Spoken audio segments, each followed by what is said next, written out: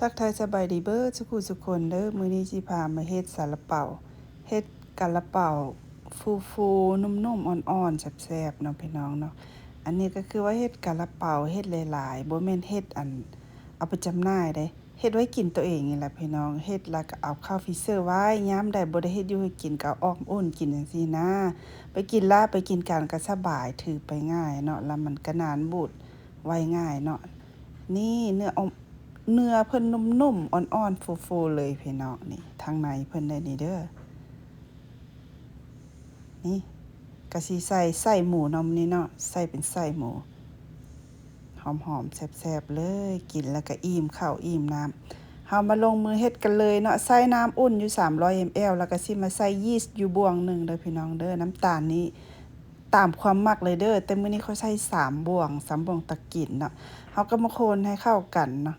คนให้เข้ากันแล้วก็สิปะไว้ให้ยีสต์เพิ่น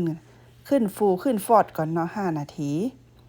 แล้วเราก็สิมาผสมแป้งสำหรับแป้งใช้เป็นแป้งของจีนเด้อที่มีรูปกากะละเปาเลยนะพี่น้องบ่ฮู้ดอกยี่ห้อใดเพราะว่าเป็นภาษาจีนเนาะแต่ว่ามันจะมีรูป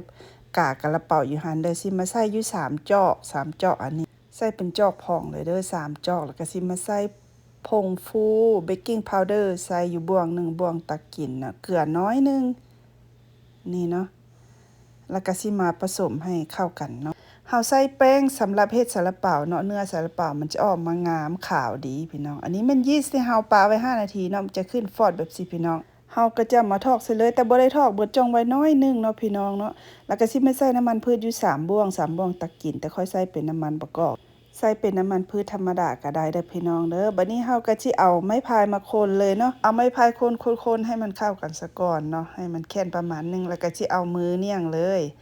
เพราะว่าตอนทำอิฐมันยังเป็นน้ำอยู่เฮาเอามือเนี่ยงมันจะติดมือเนาะประมาณนี้เฮาก็เอามือเนี่ยงเลยพี่น้องนี่เนาะเนี่ยงคันๆเฮาก็ฟังเบิ่งแป้งเฮาก่อนเนาะ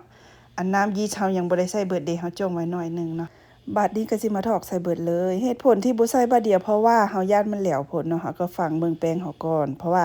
แป้งบางล็อตมันมาบ่คือกันเนาะเฮาก็จะ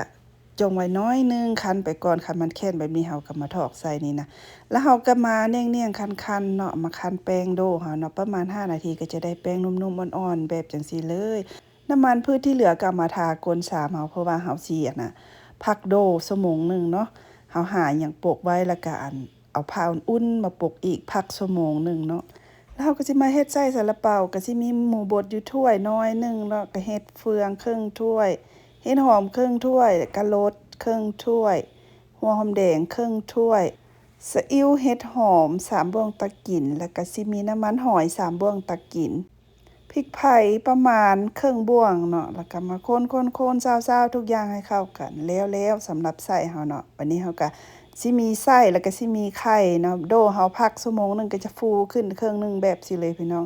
แล้วเฮาก็เอามาเลี้ยงไล่ลมออกแล้วเฮาก็จะมาแบ่งส่วนมันเนาะเฮาก็จะมาแบ่งเป็นก้อนแบ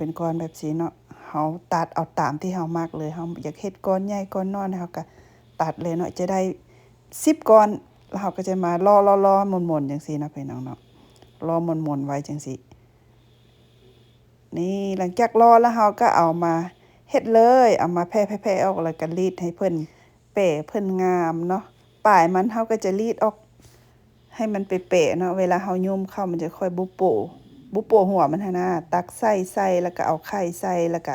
สิมาห่อเลยห่อตามค่อยห่อเด้อพี่น้องเด้อค่อยบ่ได้มีพิธีรีตองหยังใดค่อยก็ห่อๆยุมๆไปอ้อมแล้วก็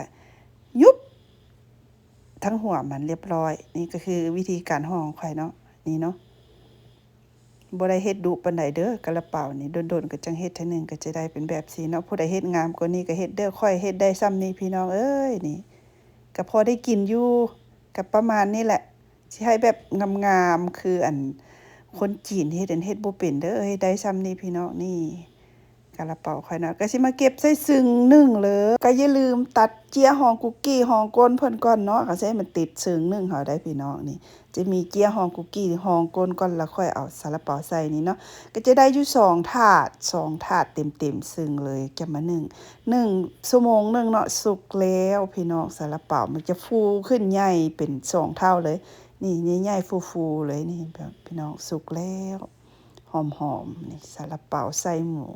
หอมๆแซ่บๆเนื้อนุ่มๆฟูๆนี่เนาะเอาไปกินกันก็ง่ายๆนี่นะพี่น้องคนอยู่เมืองนอกเวลาเฮ็ดหยังก็เฮ็ดอ้าวหลายสิล่ะพี่น้องเพราะว่าเวลาบ่หลายเนาะเฮาเฮ็ดหลายๆสิเฮาก็กินบ่เบิดบัดเดียวดอกแต่ว่าเฮาก็เอาใส่ถุงใส่ฟรีเซอร์ไว้นี่นะพี่น้อง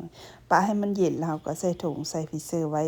บัดเวลาเฮาอยากเฮาก็ออกมาอุ่นกินจังซี่นะพี่น้องนี่เด้เนื้อเพิ่นก็จะประมาณนี้เลยนี่ฟูๆนุ่มๆเนาะเนื้อนุ่มๆอ่อนๆแซ่บๆสำหรับไส้เพิ่นนี่ก็